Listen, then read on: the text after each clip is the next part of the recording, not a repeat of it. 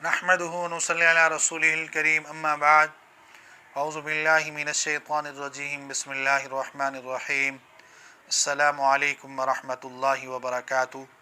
मेरा नाम हकीम कारी इरफान सईद अल सईद दवाखाने से हाज़िर हूँ। नाज़रीन, उम्मीद है आप बिल्कुल खैरियत से होंगे और अपने घरों में खुशखुरम होंगे। अल्हम्दुलिल्लाह, आप दोस्तों से मैं भी बहुत खुश हूँ कि आपने हमारी वीडियो को रिस्पॉन्स दिया और लाइक भी किया और शेयर भी किया।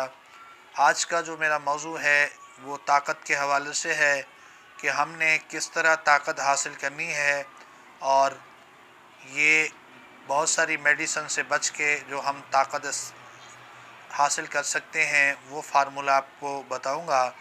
सबसे पहले तो आप एक अदद केला ले लें सुबह निहार मुँह, और 11 अदद काजू और 11 अदद पिस्ता और 1 गिलास गर्म दूध हो और शहद के 2 चमचे। इसका हमने जूस बनाना है। जब ये हम जूस बना लें, यही जूस हमने 1 से 1.5 महीना सुबह निहार मुँह इस्तेमाल करना है। इसके दौरान सिर्फ परहेज़ खट्टी चीज़ों की करनी है। कोई खट्टी चीज़ें बिल्कुल ना इस्तेमाल करें और गर्म चीज़ें भी इस्तेमाल ना करें, और इसके अलावा अंग्रेज़ी मुर्गी भी इसी दौरान बंद कर दें। इंशाअल्लाह इसी से आपकी टाइमिंग का इजाफ़ा होगा और क़ुव्वत मर्दाना होगी और नफ्स में भी सख्ती होगी, और इसके अलावा आपके पट्ठों में ताकत होगी। ये जूस आपकी देमी की देमी कब्ज़ भी ख़त्म करेगा। अगर आपको बवासीर है या मैदे के अंदर खुश्की है तो इंशाअल्लाह इसी जूस से वो खुश्की भी ख़त्म होगी।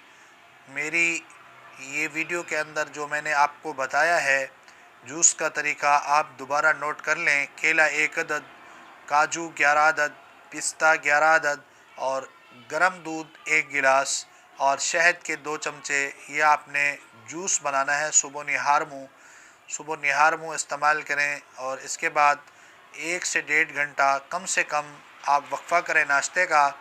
2 से 3 घंटे हो जाएं तो ज़्यादा बेहतर है। सिर्फ 1.5 माह इस्तेमाल करने से आपकी टाइमिंग का इजाफ़ा, आपको कब्ज़ ख़त्म हो जाएगी और आपके जिस्म के अंदर चुस्ती होगी। अगर आपको सर्दी महसूस हो रही है तो इंशाअल्लाह वो सर्दी भी नहीं महसूस होगी। उम्मीद है आज का ये मेरा प्रोग्राम आपको बहुत अच्छा लगा होगा। अगर अभी तक आपने हमारे चैनल को सब्सक्राइब नहीं किया तो फ़ौरन सब्सक्राइब करें और साथ बेल आइकन के बटन को दबाएं, ताकि आने वाली हर नई और कीमती मालूमात आपको बर वक्त मिलती रहे। इसी के साथ मुझे इजाज़त दीजिए। अल्लाह हाफ़िज़।